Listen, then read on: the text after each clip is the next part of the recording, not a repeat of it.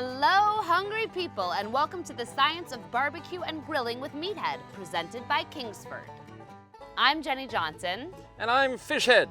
And we're lucky to have with us today Chef Ryan Udvet, the test kitchen director at AmazingRibs.com. Thanks, Meathead. Very glad to be here today. All right, Meathead, what are we cooking today? We've got this beautiful piece of salmon, and we're going to sear it on a cast iron griddle, and we're going to throw some herbs on the fire and get a light smoke on it. All right, well, what's up with the plank? You know, a lot of people like to cook on wooden planks, and I just don't get it. First of all, the plank never gets really hot enough to cook it, so you don't sear it, and people think it's going to smoke, but only on the bottom do you get it. Okay, we get it. No plank. Yeah, I read the rest of my rant at AmazingRibs.com/videos. I bet it's quite a rant. Okay, so now, Ryan, some people like their salmon with the skin on, nice and crispy, but some people like the skin off. So you're gonna show us how to take off the skin. Absolutely, Jenny. I'm going to show everyone an easy technique that they can master no problems at home. Let's see it. Okay, we're going to start with the tail of our fish and a stiff knife. I like a stiff knife over a fillet knife because it helps with the next process. We're going to start by getting as close as we can to the edge of the meat. I've already kind of started us a little bit. Nice. We'll get a little... Cheater. Cheater. You know, got to get it right. So, flip it in, just about 1.5 inches. Bring it up till you can see the bottom of the skin.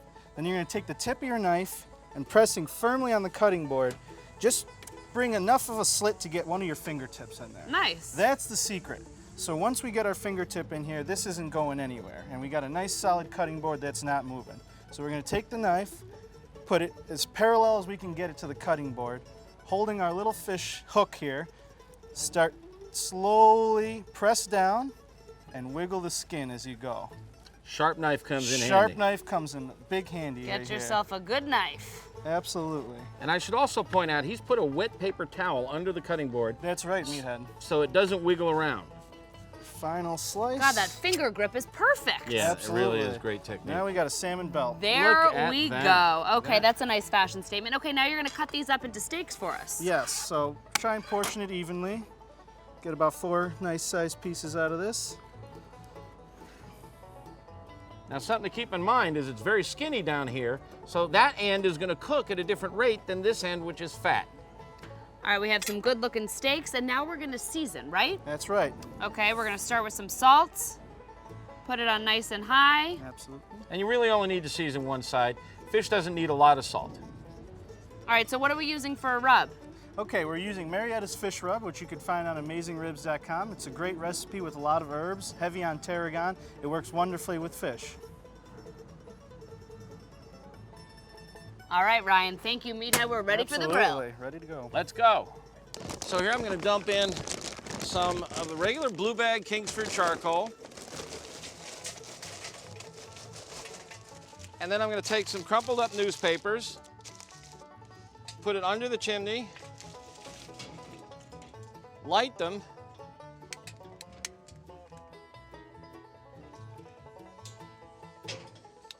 and in about 10 or 15 minutes, these will be all white and ready to go.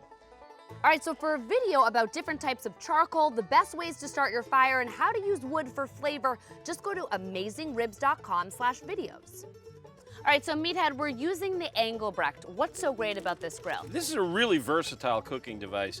It has an offset firebox over here, so you can put charcoal and wood over here and channel smoke in here indirect, so you can smoke low and slow. Or it has a charcoal bed in here, which you can use, as we're going to do today, by putting hot charcoal in here. And we're going one step further. We're putting a griddle on top because we're going to sear these salmon. And then it's got one more cool feature. Yeah, it does. You can raise and lower the griddle, which controls temperature. And the most important thing is temperature control when you're cooking. Now we're going to put a little oil down on that griddle so we can sear these salmon.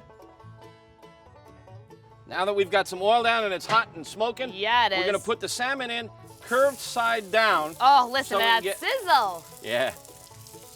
So we can get maximum contact. Drop her down. Oh, wait.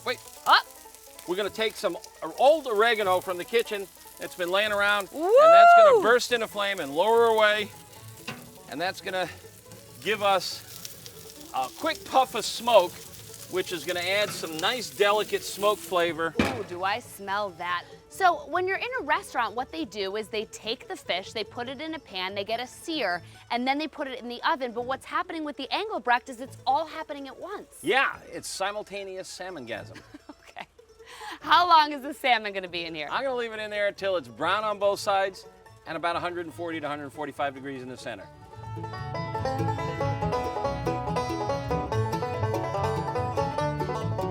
All right, let's check the temp. Okay, we're shooting for around 140, 145.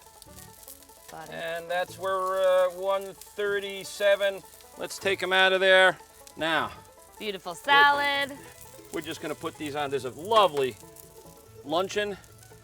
Nice piece of crisp salmon on top of an ice cold salad. The salad's already got dressing on it. It's got Parmesan cheese, and it's got some. A warm, beautiful salmon. Let's eat. Let's eat.